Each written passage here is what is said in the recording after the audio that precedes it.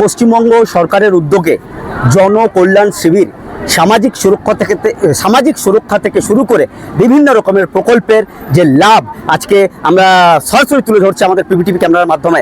এখন এই মুহূর্তে আমরা রয়েছি রানীগঞ্জের শিশুবাগান স্থিত রবিনসন স্টেডিয়ামে। সরাসরি দেখছেন পিভিটিভি ক্যামেরার মাধ্যমে। আমি আমার চিত্র সাংবাদিককে সরাসরি ভেতর দিকে যেখানে ক্যাম্পের শিবিরটা লেগেছে সেই শিবিরের চিত্রপট সরাসরি তুলে ধরতে বলছি। সরাসরি দেখছেন আমাদের পিভিটিভি ক্যামেরার মাধ্যমে এইখানে ক্যাম্পে রানীগঞ্জ শহরবাসীরা অত্যন্ত স্বতঃস্ফূর্তভাবে এই ক্যাম্পের সুবিধা নিচ্ছে। জনকল্যাণ শিবিরের মধ্যে প্রথমে রয়েছে স্বাস্থ্য দপ্তর, আয়ুষ্মান ভারত, তারপরে রয়েছে জনকল্যাণ শিবির বিদ্যুৎ দপ্তর। জনকল্যাণ শিবিরের মধ্যে যেমন সংখ্যালঘু ছাড়া শুরু করে কারিগরি শিক্ষা প্রশিক্ষণ দক্ষতা উন্নয়ন দপ্তর, বিভিন্ন দপ্তরগুলি রয়েছে। তার সাথে সাথে অন্নপূর্ণা ভাণ্ডারেরও ক্যাম্প ওখানে রয়েছে। এবং সাধারণ মানুষেরা এই গরমে সাধারণ মানুষেরা যাতে অসুস্থ না হয়ে পড়ে সেই জন্য এখানে পানীয় জলের ব্যবস্থাও রয়েছে এবং তার সাথে সাথে অক্সিজেনের ব্যবস্থা রয়েছে। আমি আরোভাবে বিস্তারিতভাবে আপনাদেরকে জানাবো। ওখানে জনকল্যাণ শিবিরে মৎস্য দপ্তরের, কৃষি দপ্তরের বিভিন্ন ক্যাম্পগুলি লাগানো হচ্ছে। রানীগঞ্জের শ্রদ্ধেয় বিধায়ক যিনি রয়েছেন, রানীগঞ্জের শ্রদ্ধেয় বিধায়ক পার্থ ঘোষ মহাশয় পুরো ক্যাম্পটিকে পরিদর্শন করে প্রতিটি সাধারণ মানুষের সাথে উনি কথা বললেন। সেই চিত্রপট তুলে ধরবো আমাদের পিভিটিভি ক্যামেরার মাধ্যমে।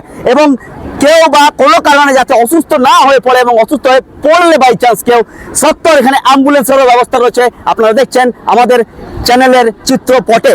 এবং আমরা এখন সরাসরি ডিরেক্টলি জুড়ে যাব রানীগঞ্জের শ্রদ্ধেয় বিধায়ক পার্থ ঘোষ মহাশয়। উনি বিস্তারিতভাবে কি জানাচ্ছে দেখে নেব। এই যে পশ্চিমবঙ্গ সরকারের উদ্যোগে যে ক্যাম্পটি লাগানো হয়েছে সেই বিষয়ে উনি বিস্তারিতভাবে আমাদেরকে কি জানাচ্ছেন।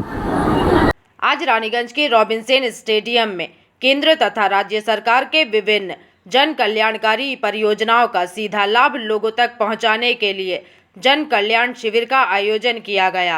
यहां पर केंद्र और राज्य सरकार के विभिन्न परियोजनाओं के लिए पंजीकरण के लिए बड़ी संख्या में लोग पहुंचे।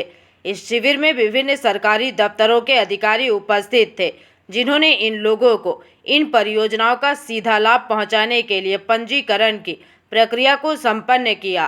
इस मौके पर रानीगंज के विधायक पार्थ घोष भी उपस्थित रहे तथा इस दौरान उन्होंने अपने वक्तव्य साझा किए। দেখুন, ওভারঅল বিষয়টা আমি অনেকক্ষণ ধরে এসেছি, এগুলো দেখছি আর কি, অবজার্ভ করছি যে সঠিকভাবে কাজগুলো হচ্ছে কিনা।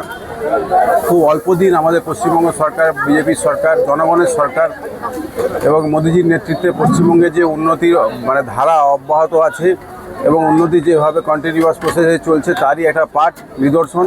এখানে মানুষকে অবহিত করা হচ্ছে যে তাদের কী কী সুযোগ সুবিধা আছে। সাধারণ মানুষ বহু জানে না সেন্ট্রাল গভর্নমেন্টের স্কিম বা রাজ্য সরকারের যেসব সেন্ট্রালের সাথে কোলাবোরেশন করে যে স্কিমগুলো মানুষ সুবিধা পেতে পারে সেই স্কিমগুলো মানুষকে বোঝানো হচ্ছে এবং সেই অনুযায়ী অ্যাকর্ডিং যাদেরকে ফর্ম ফিল আপ।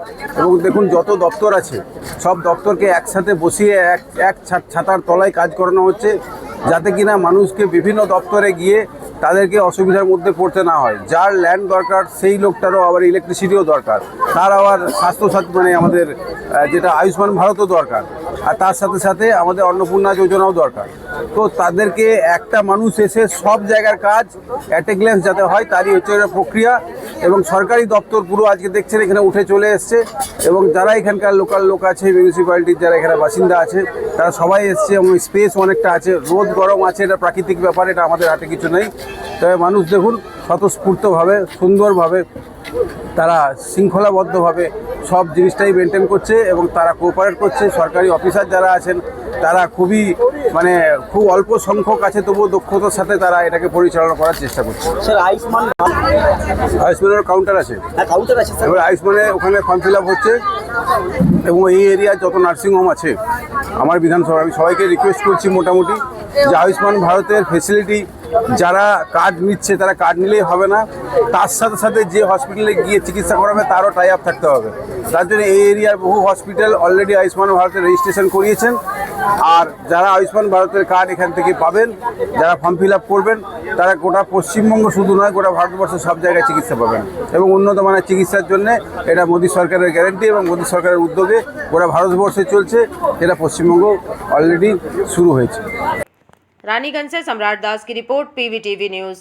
रानीगंज में इतने लग्जरी रूम, वो भी इतने कम प्राइस में। सो मैं बात कर रही हूँ रानीगंज के NSD रोड में लोकेटेड होटल अतिथि इन के बारे में। यहाँ पे आपको फैमिली, फ्रेंड्स और कॉर्पोरेट के लिए रूम्स मिल जाएंगे, वो भी सिर्फ 1500 स्टार्टिंग प्राइस में। यहाँ पे आपको super deluxe room, Dulux room, regular room के साथ साथ प्योर वेज रेस्टोरेंट, जहाँ से आप अपने रूम तक टेस्टी फूड ऑर्डर्स कर सकते हैं। ये होटल हाइजीनिक और क्लीन होने के साथ साथ 27 हेल्पिंग फैसिलिटी भी देती है। High speed wifi, TV with fully AC interior, 24/7 room service, good ambience, clean cupboards, separate geyser facilities, clean washrooms, smoking area. अगर आपका भी प्लान है रानीगंज में स्टे करने के लिए, तो आपके लिए ये एक अच्छा ऑप्शन हो सकता है। आप यहाँ पर रूम ऑनलाइन प्लेटफॉर्म मेक माई ट्रिप से भी बुक कर सकते हैं। अगर आप मेरी वीडियो दिखाते हैं तो आपको मिलेगा एक्स्ट्रा 20% ऑफ। अतिथि इन होटल आपको रानीगंज स्टेशन से 5 मिनट वॉकिंग डिस्टेंस पे मिल जाएगा। और इन्फॉर्मेशन के लिए आप इन्हें कॉल भी कर सकते हैं। Thank you for watching.